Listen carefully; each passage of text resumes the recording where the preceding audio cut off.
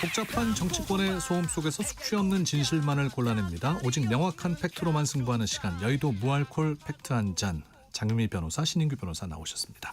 어서 오십시오. 네, 안녕하세요. 네, 안녕하세요. 새해 복 많이 받으십시오. 새해 복 많이 네, 받으십시오. 새해 복 많이 받으세요. 아니 근데 또 이렇게 연휴인데 두 분 나오시라고 해서 또 네. 설 당일날 좀 죄송한 마음도 들고. 아유, 더 네. 좋습니다. 아니, 그러게요. 정말 두 분 표정은 어느 때보다 더 좋아. 저는 뭐 표정으로 이미 말씀드리고 있기 네. 때문에 예. 웃음으로. 하지만 또 오늘 할 이야기에 대해서는 또 신랄한 또 이야기 내용 기대해 보겠습니다. 아무래도 그 이재명 대통령의 부동산 정책 두고 이제 SNS가 계속 글이 나오고 있어서 어제 새벽에도 이제 국민의힘은 다주택자를 규제하면 안 되고 금융 세제 특혜를 유지해야 한다고 보느냐라는 글을 또 대통령이 올렸습니다.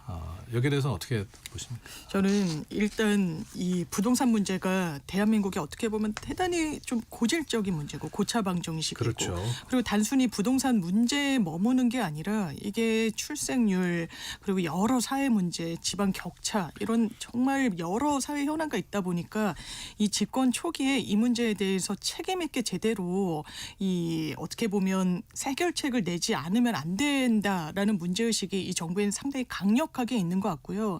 그렇기 때문에 그 연장선상에서 이제 대통령이 SNS에 직접 이제 언급을 하고 본인의 어떻게 보면 이제 뭐 의지나 그리고 어떤 대안 그리고 그런 부분에 대한 의견을 국민께 여쭙기도 하는 방향으로 가는 것 같아서 이제 국민의힘에서는 대통령이 왜 이렇게 SNS에 여러 차례 언급을 하느냐 다주택자를 뭐 어떻게 보면 뭐 악마화하는 거 아니냐라고 했는데 이건 그런 문제의식은 좀 공감하기는 어렵고요. 이를테면 이런 거였어요. 이번에도 이제 국민의힘에서는 다주택자 규제에 대해서 뚜렷한 입장 이런 건 없는 거예요. 그리고 이 양도세 중과 유예도 종료하는 부분에 대해서도 지난해부터 이건 5월 9일 날 끝난다고 말씀드렸는데 그러면 그것을 종료하는 거에 대해서 문제 제기를 하시는 방향으로 이야기를 하고 있는데 그럼 대안은 무엇이냐. 좀 건설적인 방향으로 가야 되는데 상당히 좀 지연 말단적인 반박 이 비판이 나오는 거에 대해서는 안타깝게 생각하고 있습니다. 네, 신 변호사님. 예, 저도 뭐 사실 인구 문제가 이 부동산 만국적 현상과 너무나도 밀접한 관련이 있어서 지금 젊은 분들은 결혼하기가 상당히 좀 부담스러워지는 이제 이런 상황까지 온 것이기 때문에 이제는 사회 문제로 이거는 접근을 해서 반드시 어떤 대통령이 오더라도 해결을 해야 된다라는 생각 가지고 있고요.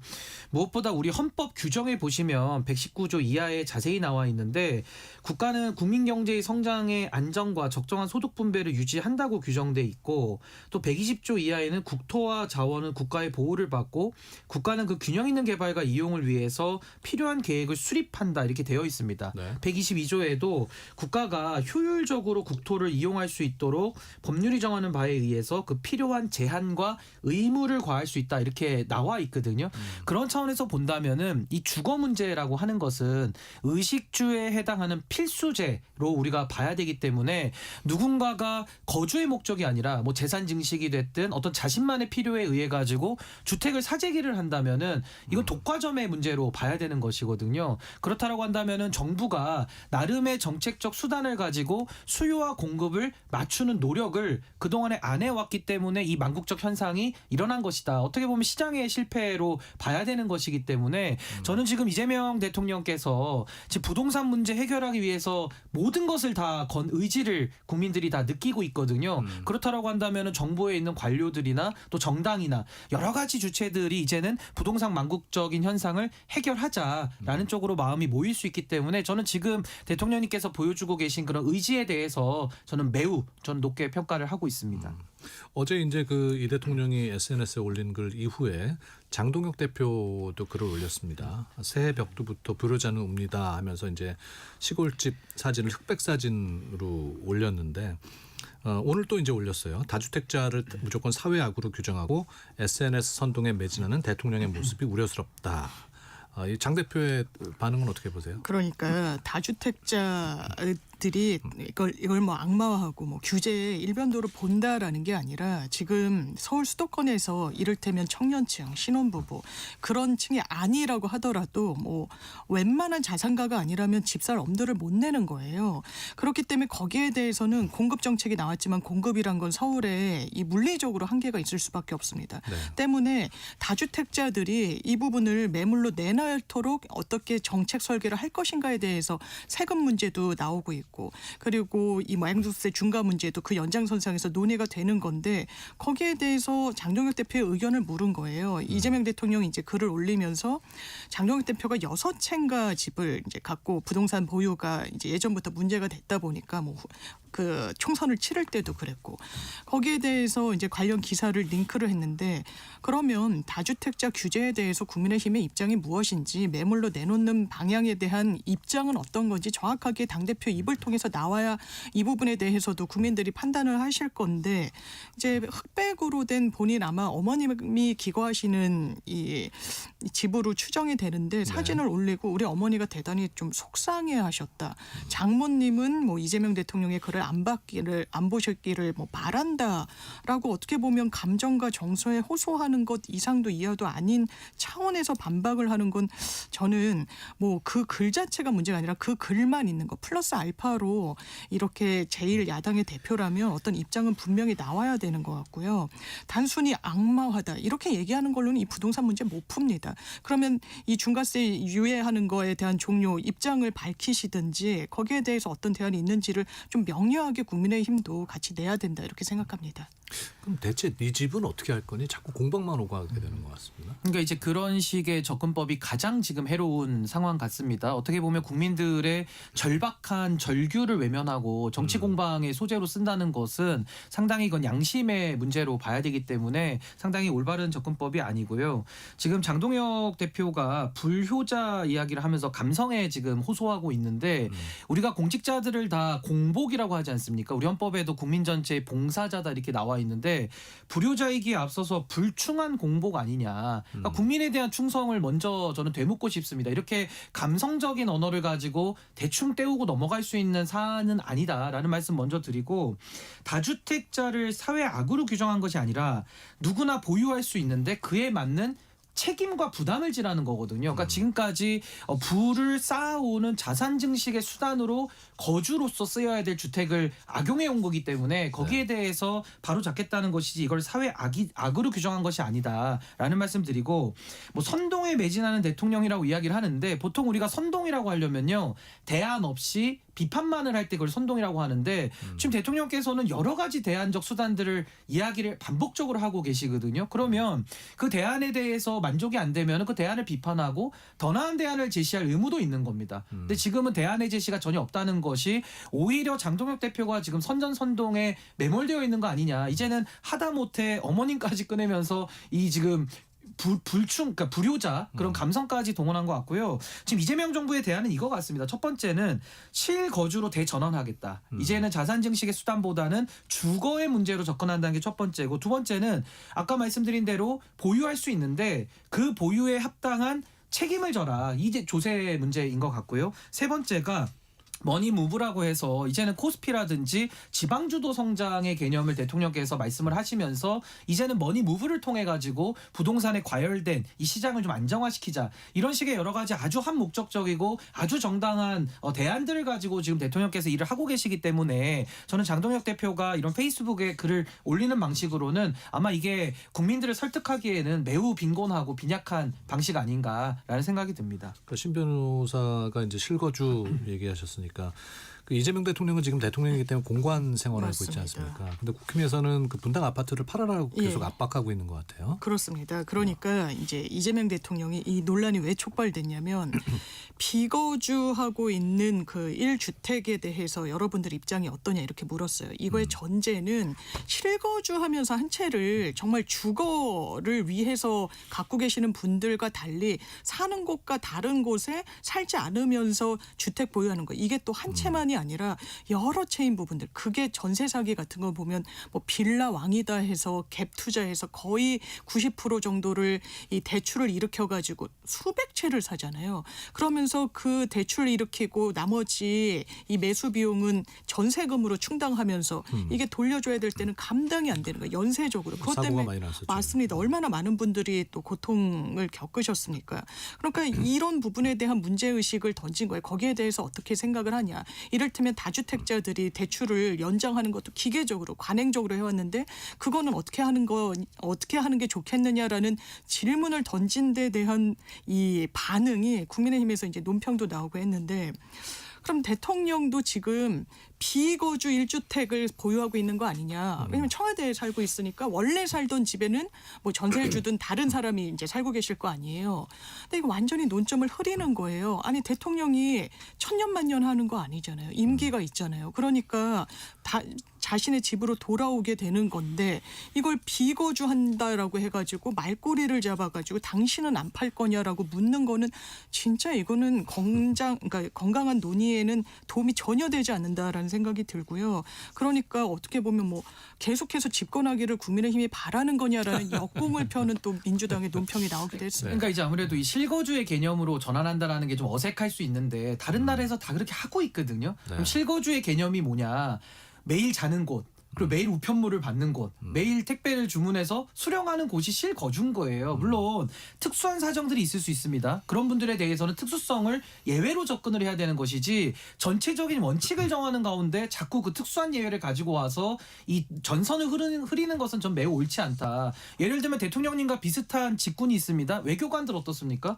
왜 해외 공간에 나가야 되는 게 직업인데 그분들이 해외에 나가서 일하고 계신다 그래가지고 이걸 실거주 개념으로 안 보고 뭐 집을 팔아라 이렇게 압박할 수는 없는 거거든요. 그러니까 지금 장동혁 대표가 이해하시는 이 실거주의 개념은 우리 국민들이 아주 건강한 법감정을 가지고 있는 분들이 실거주의 개념을 다 이해를 하고 계신 건데 거기에 대해서 지금 이재명 대통령을 공격하기 위한 목적과 그 감성을 동원하고 꼬투리를 잡는 방식으로 접근을 하니까 아까 제가 말씀드린 대로 지금 이 주거 문제라는 거는 무주택자들이나 서민분들의 마음에서는 정말 애가 타는 부분이거든요. 애간장이 녹는 이런 아주 절박한 주제를 가지고 너무 이렇게 말꼬리 잡는 식으로 가면 너무 생산성이 없어지기 때문에 저는 그런 접근법은 좀 최대한 지양하는 것이 좋겠다라는 생각이 듭니다. 두 분 모두 국힘에서 좀 적절한 대안을 얘기했으면 좋겠다라는 얘기를 하신 것 같아요. 5928님께서 여야 싸움 그만하고 집값 문제 정말 해결 좀 되면 좋겠습니다라고 문자 보내주셨습니다. 자, 이번에는 민주당 얘기를 좀 해보겠습니다.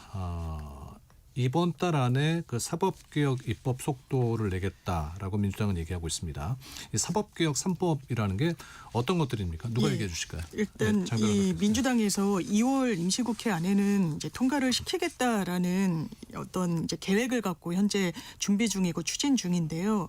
법 왜곡죄, 재판소원제, 그리고 대법원 증언법 이렇게 세 가지가 사법개혁 3대 입법으로 이제 추진 중인 부분입니다. 네. 법 왜곡죄 같은 경우에는요. 판검사나 수사 실무자가 증거를 조작하거나 위변조된 증거인 걸 알면서도 재판과 수사에 사용한 경우 아니면 이제 논리나 경험칙에 현저히 반하는 판결을 하는 경우 이런 경우에는 이제 형사 처벌까지도 뭐 판사, 검사, 수사기관에 좀 부과할 수 있도록 법제도를 가져가겠다라는 내용이고요. 재판소원제는 그렇습니다. 지금 헌법재판소법을 보면 공권력의 행사, 불행사에 대해서는 헌법소원을 할 수 있는데 거기에 확정된 판결은 제외된다라고 돼 있어요. 네. 그렇기 때문에 확정된 판결이라고 하더라도 이 이전에 나와 있는 헌법재판소의 결정 내에 반하거나 국민 기본권 침해가 그 절차에 있어서 상당한 그런 경우에는 헌법재판소에서 이를 바로잡을 수 있는 기회를 한 번 더 가져가겠다라는 내용을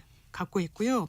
대법원 증언법은 지금 현재 대법관이 14명입니다. 14분인데 이 중에 2명은 재판 업무에 참여를 하지 않아요. 1명은 법원행정처장으로서 법원 행정 업무를 담당하기 때문에 네. 열외가 되고요. 대법원장은 전원합의체 판결에 회부되는 것이 아닌 이상 일반 그 소부의 판단에는 또 관여하지 않거든요. 그런데 상고심에 쏟아지는 사건이 한 4만 건 이상이라고 합니다. 그러면 현실적으로 대단히 이 이 상고심이 그러니까 아주 그냥 형해화되고 있다. 그러니까 이제 어떻게 보면 그 골자만 남아있다는 인상을 저희가 실무를 하면서도 많이 봤습니다. 왜냐하면 민사 사건은 심리 불속행 기각이라고 해서 아예 요건도 안 됐으니까 이거는 대법원에서 들여다보지 않겠다가 70%가 넘거든요. 네. 그래서 이건 대법관의 숫자의 문제에서 기인하는 부분이 워낙 크기 때문에 26명으로 늘리자는 안입니다. 민주당 주도로 추진되고 있는 이 사법개혁 3법. 근데 국힘에서는 이게 이 대통령을 지키기 위한 철갑 방탄이다라고 비판을 하고 있어요. 그러니까 지금 뭐 야당에서는 비판을 꾸준하게 제기를 하고 있는데 저는 지금의 이 사법 불신을 근본적으로 해소하지 않고서는 대한민국 정상화는 매우 어렵다 그런 생각이 들고요. 무엇보다 사법 불신을 초래한 주체들이 있지 않겠습니까? 가장 대표적인 사람이 조희대 대법원장이 대선을 앞두고 대법원의 권한을 사용해서 정치 개입을 했다라는 의혹을 받고 있는데 여전히 문제가 해결 안 됐고요. 뭐 지기현 재판장에 대한 불신도 여전히 따라붙고 있는 것도 현실입니다.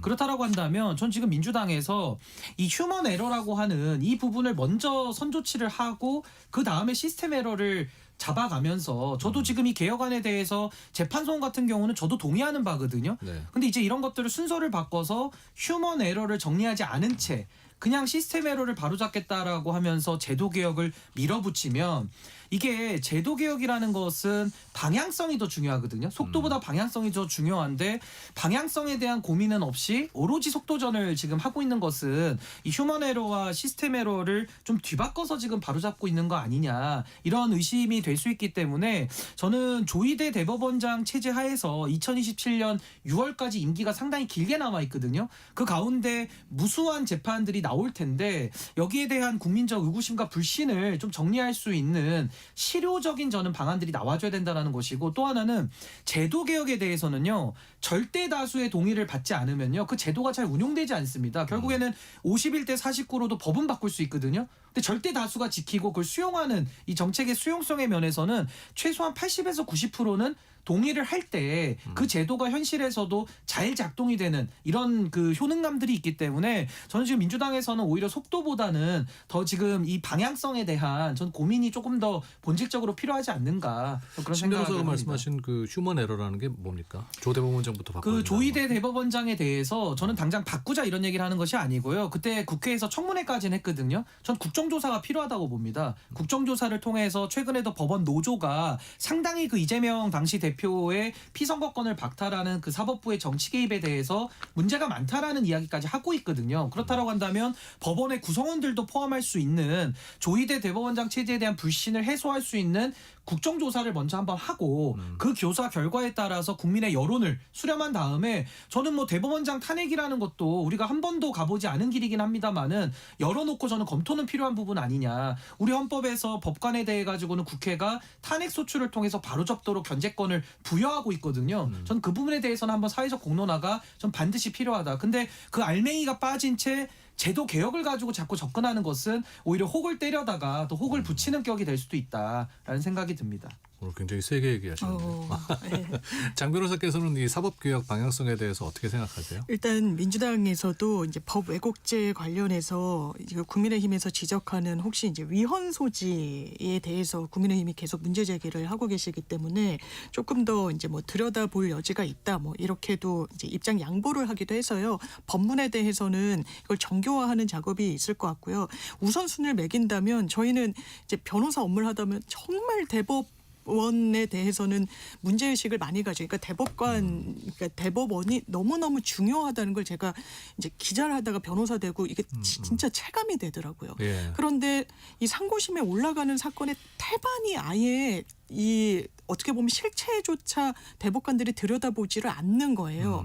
그러니까 업무량이 너무 많아서? 예, 그러니까 심리불속행 기각이라는 제도가 있는데 민사에만 해당하거든요. 근데 70% 이상이에요. 이게 이혼 소송은 80%가 넘나 뭐 이렇습니다. 그러니까 업무가 너무 많아서 그래서 양승태 대법원장 때도 상고법원을 따로 둬야 된다라는 뭐 이야기가 나왔죠. 그게 좀 위헌 소지가 있는데 그러니까 이게 과연 제도가 맞느냐?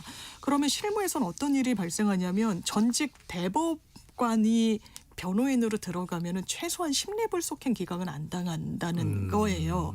체감상. 네. 그러니까 뭐 이를테면 도장값이라고 해서 그게 상당히 비용이 많이 드는 거고 네. 그걸 감당할 수 있는 뭐 기업이나 여러 이제 뭐 재력가들은 그 선택을 하는 거죠. 이건 되게 뭐랄까 이 시장이 되게 왜곡돼 있다는 인상을 많이 받았는데 이거는 26명도 저희가 보기에는 상당히 좀 적다라고 생각합니다만 이것도 막 너무 급속도로 왜냐하면 대법원에서 입장 낸 걸 보면 대법관 한 분 한 분이 이제 사무실을 써야 되는데 이게 뭐 안 된다 뭐 공간도 안 나온다 뭐 이런 반발부터 막 큰 반발까지 계속 있으니까 이 첫 발은 최소한 빨리 뛰어야 된다는 생각이 듭니다. 저는 이제 법원 개혁에 대해서는 사실 우리가 보통 서초동이라고 부르잖아요. 네. 거기서 이제 물리적으로 사실은 뭐 정관 변호사들이나 대법원이나 뭐 검찰이나 다 모아놨기 때문에 사실은 발생하는 부분도 전 분명히 있다고 생각을 하기 때문에 아까 제가 지방주도 성장 말씀드리지 않았습니까? 이재명 정부의 제1공약인데 저는 이런 사법 제도 개혁 부분을 좀 밀어두고 오히려 대법원과 헌법재판소를 지방으로 이전하는 이제 이런 문제들도 한번 우리가 근본적으로 더 고민을 해보고 문제를 일으킨 법관들을 타겟을 해서 그분들을 먼저 처리를 해야지 전체 법관들에 대해서 어떤 개혁의 대상으로 우리가 밀어붙이는 방식으로 가는 것은 저는 부작용이 더 클 수가 있다. 그래서 이번에도 뭐 예를 들면 송영길 전 대표에 대한 판단이라든지 또 법원에서 올바르게 내리는 판단들도 있거든요. 근데 이런 부분들을 하나로 집단화해서 모두가 다 개혁 대상이야라고 해서 밀어붙이는 이런 방식은 저는 이제 부작용이 더 많을 것을 우려하기 때문에 조금 더 핀셋으로 올바른 개혁 조치를 먼저 하자. 이게 저의 주장입니다. 네. 송영길 대표가 이번에 항소심에서 무죄 선고받았습니다. 네. 민주당으로 이제 아직 네. 합류 전인 거죠. 근데 이제 본인이 운영해왔던 소나무당은 소나무당. 해산을 하겠다고 공식 선언을 하고 본인은 민주당에 입당해서 인천에 출마하겠다고까지는 공식 선언을 한 그런 인천 상황입니다. 출마라는 거는 그 이 대통령 빈 지역구. 아마 지금 개항. 개항 얘기를 하시는 것 같은데 개항의 출마자들과 또 개항뿐만 아니라 인천에 서울 이제 인천시장으로 채비하시는 분들이 있으면 그 지역도 또 비일 가능성이 좀 있거든요. 그럼 아마 교통 정리가 좀 될 것 같다는 왜냐하면 지금 청와대 김남준 대변인이 인천 개항에 출마가 그러니까요. 이제 거의 유력 되고 있고 송영길 전 대표가 거기에서 이제 경합을 벌이면 또 이 부분이 교통 정리가 안 됐다는 인상을 드릴 수 있어서 여기에 대한 이제 대안은 나올 것 같습니다. 송영길 대표가 민주당 복귀하는 거에 대해서는 뭐 민주당 반발은 없습니까? 거기에 대해서는 이제 송영길 전 대표가 그 당시에 수사를 받았을 때 그 맥락을 당원들이 다 기억을 하고 계시더라고요. 그러니까 프랑스에 이게 공식 초청을 받아서 대학교 이제 강의 관련해 가지고 체류 중이었는데 수사 선상에 오르니까 그걸 다 이제 취소하고 귀국을 하고 바로 또 탈당을 했습니다. 당에 부담을 주지 않겠다고 무죄를 받고 본인이 복당을 하겠다고 약속을 드린 부분이 있어서 이게 지금 이제 뭐 여러 정치인과 또 대비된다라는 평가도 많이 하면서 최소한 선당후사의 자세를 보여줬다라는 게 민주당 내 평가인 것 같습니다.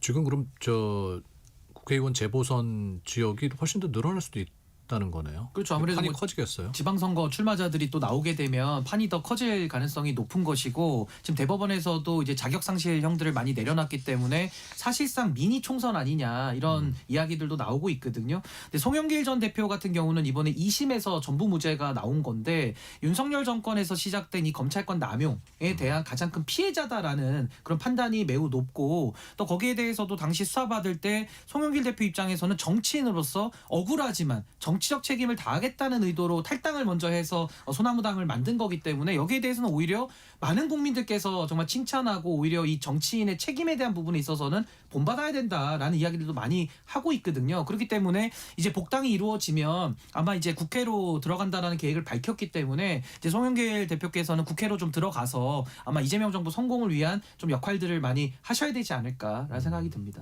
그 인천 계양을이라는 지역구가 이제 이 대통령 전 지역구라서 네. 그런지 관심이 많은 지역인가 굉장히 봐요. 관심이 많죠. 국힘에서는 김문수 전 후보하고 원희룡 전 장관도 뭐 후보군으로 오르내리기도 하던데요. 네. 네. 조국 혁신당과의 연대는 어쨌건 지선 전에는 이제 합치진 않겠다라고 네. 했고 그러면 지방선거에서 연대 가능성은 있는 거죠. 그러니까 연대라는 단어가 나오니까 조국혁신당에선 이게 선거 연대인지 추상적 차원의 그냥 정치 연대인지를 분명히 밝혀라 이렇게 이제 민주당이 요구를 하고 있고요. 뭐가 다른 거예요? 그러니까 선거 연대는 뭐 우리가 조국혁신당과 딱 해서 뭐 호남 지역 같은 경우에 조국혁신당의 후보군이 있으면 민주당에서 좀 양보를 한달지 이런 걸 좀 바라는 것 같아요. 구체적으로. 네. 그리고 그냥 뭐 추상적 층의 연대는 우리는 앞으로 조국 혁신당과 함께 할 거다. 뿌리도 갖고 하니까 그런 그냥 슬로건만 갖고 있고 선거는 각자 이제 치르는 이 정도가 될지. 그런데 민주당의 지금의 공식 입장은 일단 아주 구체적인 차원의 선거에서 어떻게 뭐 후보를 교통 정리하고 이런 차원의 연대까지는 아직은 시기상조다라는 이야기가 있고 또 뭐 윤준병 전북 도당위원장 같은 이제 현직 의원분 왜냐하면 이제 호남에서 선거를 이제 진두지휘하셔야 되는 분들은 이걸 선거는 각각 따로 치러야 된다라는 입장을 또 내고 계셔가지고요. 네. 거기에 대해서 아마 이제 큰 틀에 제 개인적으로는 이제 부산의 전재수 의원이 이제 시장에 출마하게 되시거나 뭐 아니면 다른 또 준비하시는 의원들이 이제 본선에 올라가서 그 해당 지역이 비면 조국혁신당의 조국 대표가 출마를 본인이 어느 기회가 됐든 반드시 이번 지방선거든 재보궐에 나간다고 하겠다고 했기 때문에 근데 그 중에서도 선택지가 부산의 지역구의 재보궐로 가지 않겠느냐라는 전망이 많이 나와서 여기에 대해서는 사실 민주당의 지원 없이는 거의 불가능한 구도이기 때문에 큰 틀에서의 논의는 있지 않을까 생각합니다. 네. 이진환님께서 그냥 열심히들 가족층이고 사세요. 이 사람 저 사람 다 똑같다. 또 유권자들이 보시기에는 뭐 이 당이나 저 당이나 이 후보나 저 후보나 독인 개긴이다라고 느끼시는 바들 요즘 정치권 상황을 보면 그런 느낌을 받으시나 봐요. 한동훈 전 대표는 재보궐 나옵니까?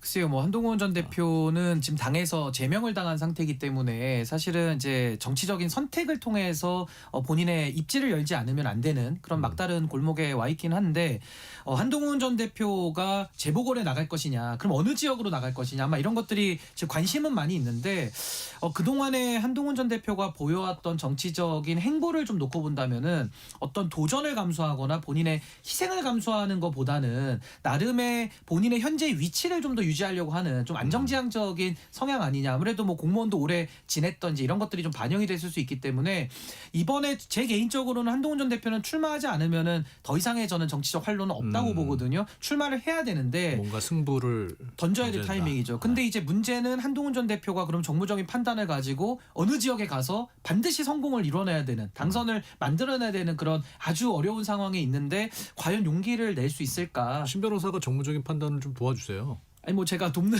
입장은 아니지만 그래도 뭐 한동훈 전 대표가 잘 고민을 해서 네. 승산이 있는 지역으로 저는 이번에는 뭐 반드시 나가야 되고 이번에 안 나가면 아마 정치인 한동훈의 공간은 아마 더 이상은 없을 것이다. 저는 그렇게 생각합니다. 국민의힘 상황 이어서 짚어보겠습니다. 배현진 국민의힘 의원 당원권 정지 1년 징계가 나왔는데 이게 뭡니까? 이게 배현진 의원이 이제 여러 징계 사유를 대면서 이제 당의 윤리위에 회부가 됐을 때 보면 한 축은 한동훈 전 대표를 제명하는 데 있어서 본인이 서울시당위원장이다 보니까 그 밑에 뭐 구의원 현역 뭐 여러 이제 그 의원들한테 연판장에 거기에 반대한다고 강제로 서명을 하게끔 했다라는 게 하나의 의혹이고요. 예. 또 하나는 본인의 SNS에 이제 배현진 의원에 대해서 이제 호의적이지 않은 이제 글을 이 댓글을 올리신 분의 이 SNS를 찾아가서 그분의 이제 손녀의 사진을 이제 아이들 아이 얼굴. 얼굴을 올린 게 뭐 이렇게 맞습니다. 모자이크 처리도 안 했다면서요? 안 했다고 하더라고요.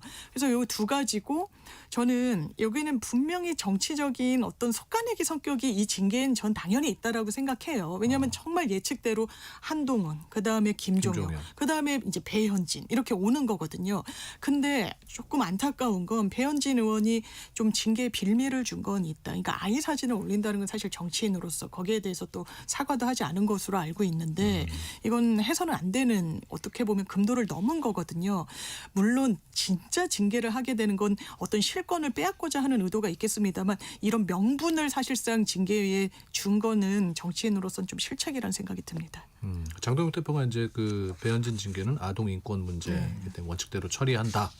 라고 밝혔는데 여기에 대해서 어떻게 보세요? 근데 이제 아무래도 서울시당 위원장의 권한이 막강합니다. 특히나 이번 선거가 지방선거기 때문에 최근에 국민의힘에서도 50만 명이 이상 거주하는 지역은 중앙당에서 공천하겠다라고 하면서 시당의 권한을 좀 뺏기 위한 여러 가지 당원 이번에 바꾼 개정 작업도 했는데 더 중요한 건 이제 시 구의원들에 대한 공천 또 비례대표 공천까지 다 시당위원장의 권한이 막강해서 아마 친한계로 분류되고 있는 배현진 위원장의 권한을 박탈할 목적이 저는 조금 더 강한 징계 아닌가라는 생각이 들고 이제 국민의힘은 이런 식으로 정치적 상대방들을 계속 제거해가고 있는 그런 정당이 됐기 때문에 이제 정당의 민주성은 사라졌다라는 판단이 맞을 것 같고 동시에 배현진 위원장도 이 정도로 당에서 탄압받으면 원래 민심이 붙어야 정상인데 지금 친한계도 민심을 못 받아 안고 있거든요. 그 부분은 친한계를 비롯한 이 배현진 의원도 본인들의 그동안의 정치적 행보에 대해서 국민들이 매우 부정적인 평가를 하고 있다. 이 부분을 좀 따갑게 전 좀 받아들여야 되지 않을까 싶습니다. 그러니까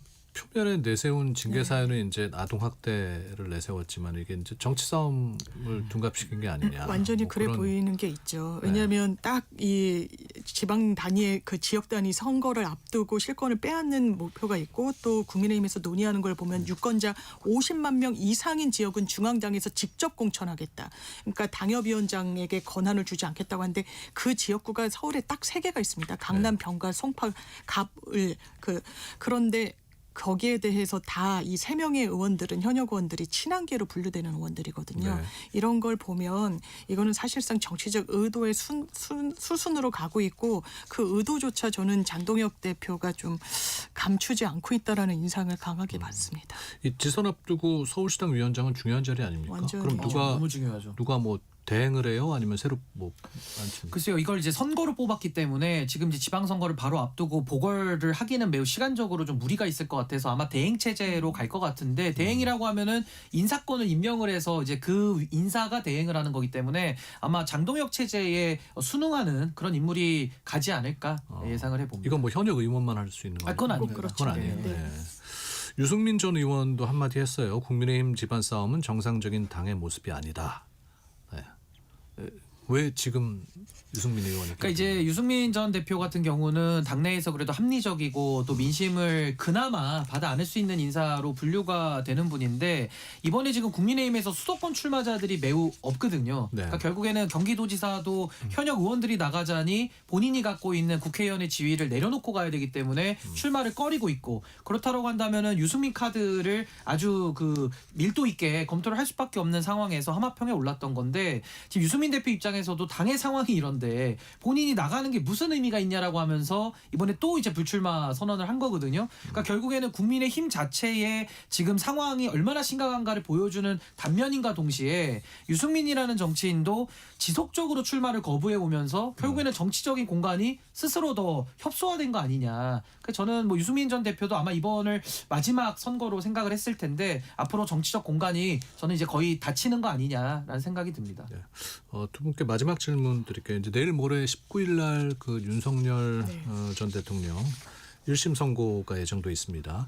이게 1심 선고 결과에 따라 장동혁 대표의 좀 뭐 스탠스가 바뀔 가능성도 있나요? 그러니까 전부터 국민의힘의 이른바 주류 당권파라는 분들이 뭐 방송에서도 19일을 기점으로 딱 입장을 전환하겠다라고 뭐랄까요? 어떻게 보면 뭐 계획 아닌 계획을 밝혀왔는데 이미 늦었다라고 생각하고요. 이건 중형을 면하지는 못할 겁니다. 그런데 거기에 따라서 사실상 지금까지 장동혁 대표가 이른바 친윤 그리고 윤 어겐 세력과 어떻게 보면 결합해서 당권을 졌는데 지금 와서 분리해낸다. 이게 정확한 분리라고 국민들 유권자들이 평가하시지 않을 것 같습니다. 네, 신 변호사님. 뭐 저도 비슷한 생각이고요. 지금 사형이 구형돼 있기 때문에 지금 이징만 재판장의 판결문에 따르면 12.3 내란이 위로부터의 내란이고 친이 쿠데타로 규정을 법원에서 1심 판단이지만은 한 상황이거든요. 그렇다고 한다면 이번에도 사형을 선고될 가능성이 매우 지금 높은 상황에서 아마 장동혁 대표가 인제 와서 어떤 태세 전환을 하더라도 저는 국민들이 더 이상 메신저에 대한 신뢰가 없기 때문에 아마 믿기 매우 어려운 그런 상황일 것이다라고 예상을 해 보겠습니다. 네. 김태훈님께서 교통 상황도 좀 짚어달라고 하셔서 인천 영종도 구읍 뱉어가는 방향인데 차가 밀리네요 하셨습니다. 설 당일이라서 오늘 서울로 향하는 차량이 크게 늘고 있나 봐요. 지금 전국 곳곳 심한 정체가 이어지고 있습니다.